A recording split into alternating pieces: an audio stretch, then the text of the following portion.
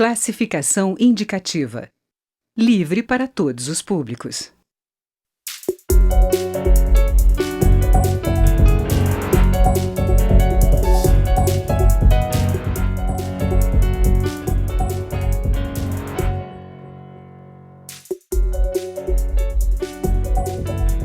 Olá, o Congresso pode restringir o alcance do foro por prerrogativa de função, o chamado foro privilegiado. Uma proposta aprovada pelo Senado acaba de chegar à Câmara, que já analisa outras 12. Eu converso sobre o tema com os deputados Rubens Pereira Júnior, do PCdoB do Maranhão, e Efraim Filho, do DEM da Paraíba, relator da mudança na Comissão de Constituição e Justiça e líder do partido aqui na Câmara. Eu sou Daniela André e este é o Câmara Debate, um programa da rádio e da TV Câmara. Deputados, bem-vindos ao Câmara Debate. Vou começar perguntando a mesma pergunta para os dois deputados. Primeiro, o deputado Rubens Pereira Júnior. É necessário limitar ou acabar com o foro por prerrogativa de função? Sim, sem dúvida. Especialmente quando a gente olha o número de autoridades que hoje fazem jus a esse benefício. No Brasil, há um estudo da consultoria do Senado, onde prevê que 55 mil autoridades têm essa prerrogativa. Naturalmente, quando isso foi idealizado, não era para ter sido tão amplo assim. 15 mil são só juízes, desembargadores e membros dos tribunais superiores. 12 mil membros do Ministério Público. Quando a gente vai para o número de membros que têm seu foro por prerrogativa de função garantido pelas constituições estaduais, são mais outros 16 mil. Então é muita gente que desvirtua o real objetivo do foro, que seria proteger não uma pessoa, mas proteger um cargo ou uma função. Então esse excesso tem que ser corrigido. Deputado Efraim Filho, o senhor concorda? Olha, eu acredito que o foro privilegiado, ele já cumpriu a sua função histórica. É importante nesse debate, na verdade não é um debate, eu e o deputado Rubens concordamos em muitos dos pontos, divergimos talvez apenas na conclusão, mas nesse diálogo é importante você fazer essa retrospectiva histórica, ou a prerrogativa de função, ou foro privilegiado, como se chama, ele surgiu na Constituição de 88, no período da transição entre a ditadura e a democracia. E ele foi lá colocado para preservar a liberdade e a autonomia, principalmente dos parlamentares, para evitar uma perseguição pelo poder central, ainda receosos de que o ciclo dos coronéis, da força da ditadura, lá na primeira instância, pudesse ainda ter algum efeito e, de repente, prejudicar a atuação parlamentar daqueles que fizessem oposição ou se colocassem contra o sistema. Foi importante, sim, naquele momento e naquela transição histórica para o país. Porém, praticamente 30 anos depois, o foro privilegiado ele perdeu a sua função e hoje ele se aproxima muito mais de um mecanismo de impunidade, de um simbolismo que parece uma blindagem a atos de corrupção, do que realmente cumprir a sua função, que é de proteger uma determinada prerrogativa, no caso do parlamentar ou daqueles que exercem as funções públicas que são protegidas por essa linha. É por isso que, no meu parecer, na Comissão de Constituição e Justiça, nós estaremos, nesse primeiro momento, reconhecendo a admissibilidade e a constitucionalidade da matéria que veio do Senado.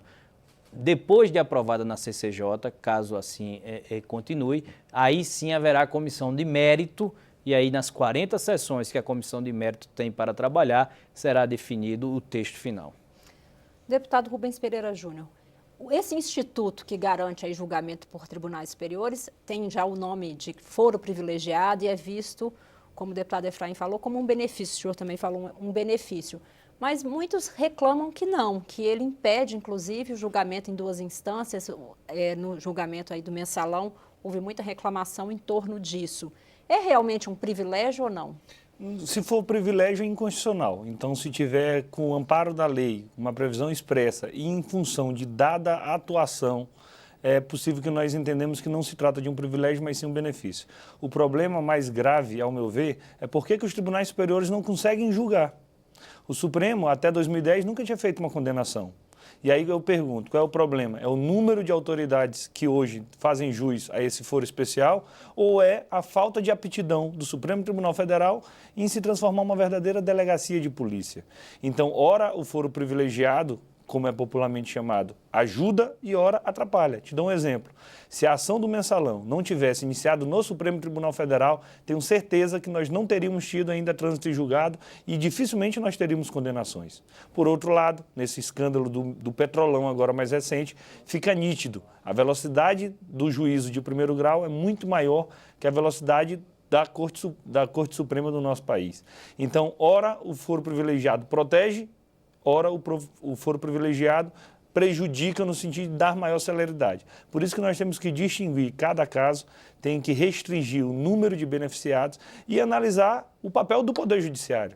Esse é o tipo de Supremo Tribunal Federal que nós queremos, nós queremos uma Suprema Corte que vá decidir questões constitucionais ou nós queremos uma Suprema Delegacia de Polícia. O Supremo hoje é Corte Constitucional, Delegacia de Polícia, turma recursal dos outros tribunais e ainda é um órgão administrativo que é quem coordena o CNJ. Então é absolutamente impossível que o Supremo Tribunal Federal dê andamento às suas funções. E para se defender, ele resolve, por exemplo, agora sinalizar que vai mudar a jurisprudência, delimitando muito o alcance do foro privilegiado, do foro por prerrogativa de função. Essa mudança, se tiver que acontecer, ao meu ver, tem que se dar aqui, no Congresso Nacional, por força de lei, através de uma emenda à Constituição, e não simplesmente numa decisão por parte do Supremo Tribunal Federal. O senhor concorda, deputado Efraim? É uma invasão de competência o Supremo fazer a restrição, decidir lá no tribunal pela restrição do Supremo antes do Congresso terminar de votar essa lei? Eu considero sim que há uma usurpação de competências nesse sentido. O Supremo ele acaba através de um ativismo judicial partindo para o ativismo legislativo.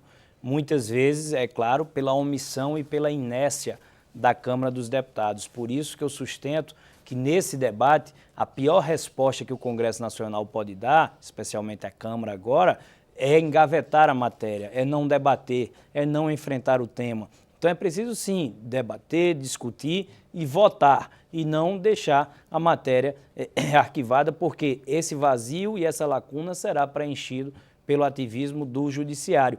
E no caso, eles restringem a aplicação do foro privilegiado para o Legislativo, mas o mesmo não acontece com as inúmeras dezenas de milhares de funções que o Judiciário também tem a sua prerrogativa de foro. Então, eu acredito que, como o meu parecer virá, ela deve ser aplicada para todas as autoridades de todos os poderes, executivo, como ministros, o legislativo, com deputados e senadores, e o judiciário, com seus ministros e também membros do Ministério Público, preservados os presidentes dos poderes, para que se aplique, e se obedeça ao princípio constitucional da separação e da harmonia dos poderes. Então, eu acredito que nós precisamos fazer valer o artigo 5º da Constituição.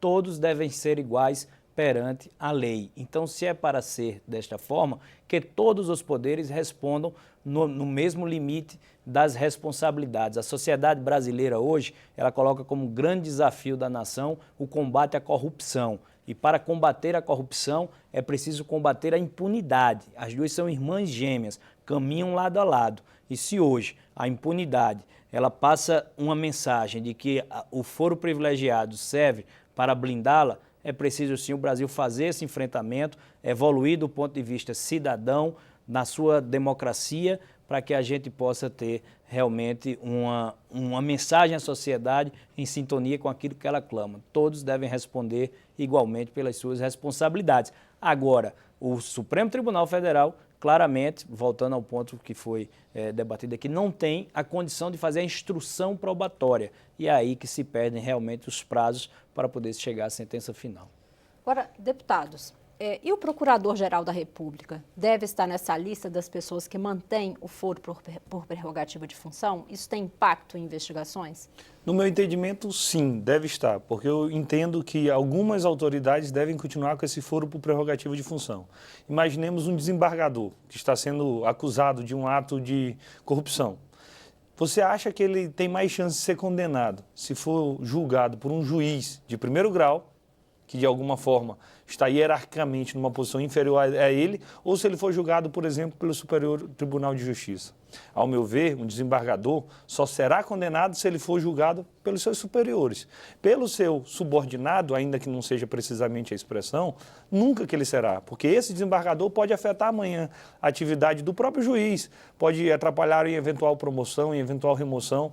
Então, este foro tem que ser mantido. O mesmo vale para o Procurador-Geral da República. Ele vai ser investigado por um promotor, lá embaixo, ou em qual deve ser o caso que isso deve acontecer? Ele vai ser julgado por um juiz de primeiro grau? E se amanhã um juiz de primeiro grau estiver agindo por um forte clamor, como é que fica? Um dos objetivos de você conceder o foro para poucas autoridades é justamente você tirar esses julgamentos de um clamor temporário.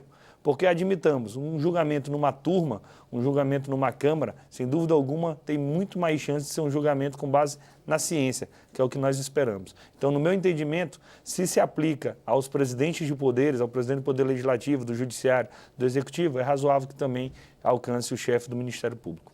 Deputado Efraim, o senhor acha que pode ser incluído o Procurador-Geral da República, como defende o Ministério Público, ou sairia dessa lista aí dos chefes de poderes, estaria fora? Nós temos que entender que princípio nós temos que aplicar. Todos são iguais perante a lei, então ele não estará dentro. Claro que existem as situações que é a casuística e que o desvirtuamento não pode fazer com que o desvirtuamento ele se sobreponha à regra. Claro que pode existir o caso em que um juiz se sinta amedrontado por ter que julgar o desembargador, mas não é isso que nós estamos vendo hoje no Brasil. Um deputado federal ou um senador da República, ele está sendo julgado de forma mais veloz por um juiz de primeira instância do que pelo Supremo Tribunal Federal. Então, quer dizer, se fosse por ter esse receio de equiparação de instâncias, talvez o resultado fosse o contrário. Então, acho que é preciso enfrentar o tema, é preciso agir por princípios. E se o princípio é todos devem ser iguais perante a lei, é preciso enfrentar, inclusive, esse vício e esse desvirtuamento que existe, né, do corporativismo, de muitas vezes um juiz querer acobertar aquilo que fez um desembargador ou vice-versa. Para isso, é um outro tema que não será discutido agora, o controle externo do judiciário também terá que entrar na pauta dessa discussão. Deputados, vamos fazer um pequeno intervalo e voltamos para continuar o tema. Nós estamos ouvindo os deputados Rubens Pereira Júnior, do PCdoB do Maranhão, e Efraim Filho, do DEM da Paraíba. O tema é foro privilegiado. Continue conosco.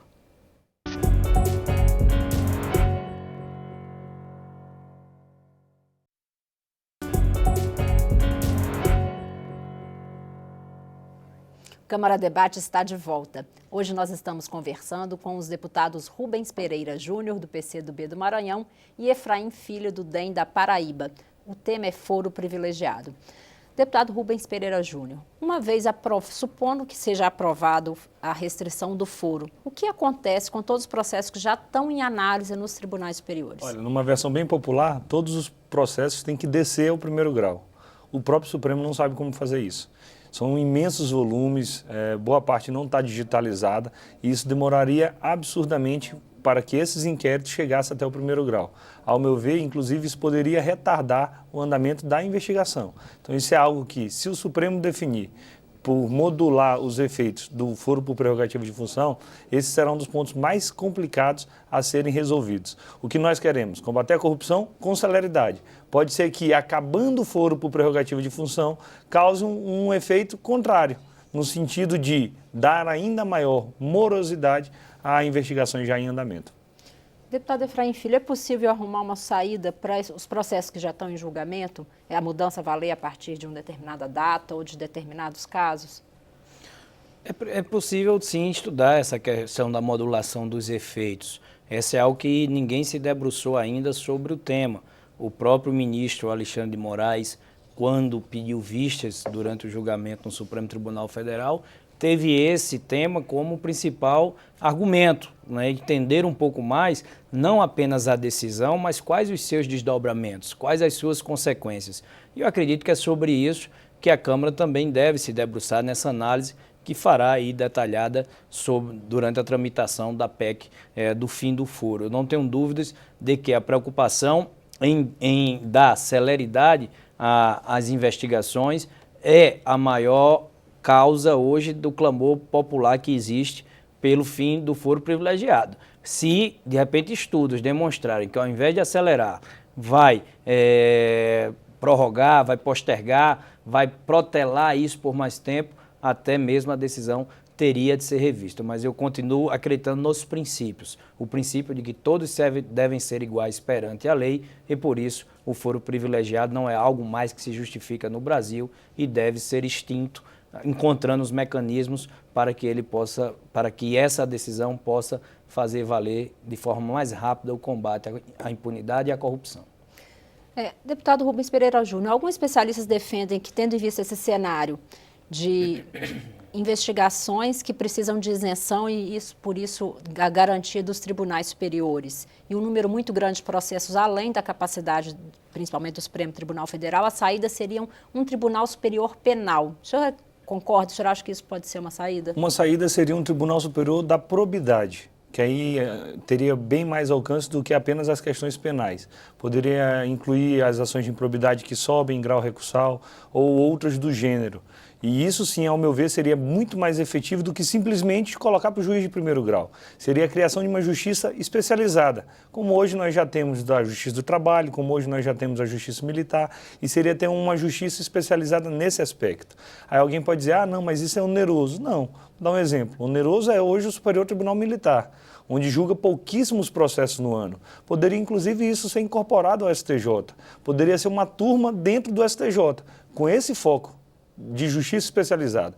Peguemos o caso da 13ª Vara Federal de Curitiba, que é onde tramita a Operação Lava Jato. É uma vara especializada neste tipo de crime e que, por isso, dá muito resultado. Imaginemos os outros casos que foram ouvidos na Justiça de primeiro grau, como é o caso de um apartamento em São Paulo. A juíza que fez audiência sobre o apartamento de São Paulo, que seria o não do presidente Lula, ela naquele mesmo dia ela fez outras 13 audiências, o que é absolutamente impossível de se exigir que a qualidade do andamento daquele processo seja o mesmo do que acontece com uma vara especializada da Justiça Federal em Curitiba. Então, o caminho, mais do que acabar ou não com o foro por prerrogativa de função, é a justiça especializada. Um tribunal da probidade tem meu total apoio. Até porque, registre-se, o foro privilegiado não está acabando, está sendo limitado. Vai continuar existindo para presidente de poder, por exemplo. E é assim desde a Constituição de 1824. Desde a nossa primeira Constituição. O problema, repito, foi que alargou demais, colocou gente demais desse foro. Então, continuar existindo foro não é um problema. O problema é o tanto de gente que é beneficiado com isso. E onde esse pessoal todo deve ser julgado? Ao meu ver, numa justiça especializada. Pode ser a saída, deputado Efraim, a criação de um tribunal especializado? Do tribunal especializado eu discordo. Eu discordo, sim, talvez eu concordo com as varas. E acho que, inclusive, para alongar até o debate, não deveria ser apenas nessa questão da probidade administrativa. A própria Justiça do Trabalho e a Justiça Eleitoral tem estruturas muito grandes para tratar apenas daqueles determinados casos. E se você colocasse toda essa estrutura dentro de uma grande justiça federal com varas especializadas, você conseguiria otimizar muito mais os recursos humanos, os recursos tecnológicos e os recursos financeiros. Então, você ter varas especializadas dentro da justiça, ela consegue ter um resultado melhor com um custo-benefício bem menor. Então, nós vamos trabalhar, essa é uma hipótese que pode ser vista. Agora, você criar toda uma estrutura de tribunais no país, só para cuidar dos casos de probidade, ela acaba sendo algo que não cumprirá a função a que desejamos. Agora, deputado, esses casos de probidade, é possível rever alguma lei anticorrupção, alguns outros mecanismos para antes de se chegar nos julgamentos? Mas isso vem sendo feito de forma permanente. Às vezes até o Congresso erra. Lembro, por exemplo, de uma lei sancionada pelo presidente Fernando Henrique no dia 26 de dezembro de 2012, quando ele estava saindo do governo, que estendia o foro por prerrogativa de função para investigações, inclusive após o mandato. O Supremo declarou essa lei inconstitucional. Então, essas correções vêm sendo dadas de forma permanente. A Câmara dos Deputados, nesse momento, debate o novo Código de Processo Penal. E um dos objetivos do novo Código de Processo Penal é dar maior celeridade, diminuir o número de recursos. E dessa forma garantir que quem cometeu um crime vai ter a sanção respectiva apresentada pelo Estado. Então, há outras formas de combate à impunidade do que só o aumento de pena ou só o aumento de tipos penais. A Câmara se preocupa, sim, com esse assunto. Deputado Efraim, Como evitar os crimes aí, diminuir esse volume nos tribunais? Olha, a gente tem que começar primeiro por uma questão cultural, né? No Brasil, parece que em qualquer instância, a gente está falando aqui muito da questão do parlamento, mas seja a nível federal, estadual ou municipal, há uma cultura da tolerância, muitas vezes, aos pequenos delitos, aos pequenos gestos, que acabam se refletindo na cultura e na conduta ética, né, de quem representa, porque aquilo está arraigado na sociedade. Então, é preciso ter esse enfrentamento cultural e que eu acredito que temas como a Operação Lava Jato, que viraram um patrimônio da sociedade, tem um efeito irreversível do ponto de vista didático. A gente era acostumado a ver no Brasil uma célebre frase que dizia que a justiça só se aplicava a quem era humilde, a quem era pobre, que não podia pagar um bom advogado. E agora nós estamos vendo os homens mais poderosos da República, seja do presidente da República ao maior empresário do país, respondendo ativamente na justiça e, em alguns casos, ficando muito tempo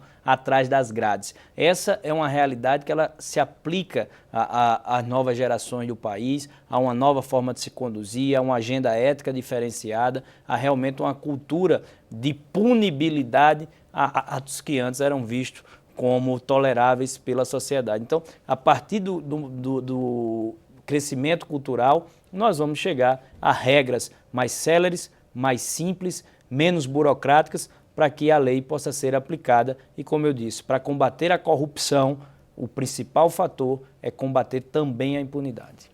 Deputados, agora, e o andamento dessas propostas do fim do foro, da restrição ao foro privilegiado aqui na Câmara? A Câmara já tinha, o deputado é relator de 12 propostas na Comissão de Constituição e Justiça e agora recebeu uma proposta aprovada pelo Senado. Os senhores acham que há clima político para dar continuidade a essas propostas? Se a gente for esperar ter clima político, a gente não vota nada na Câmara.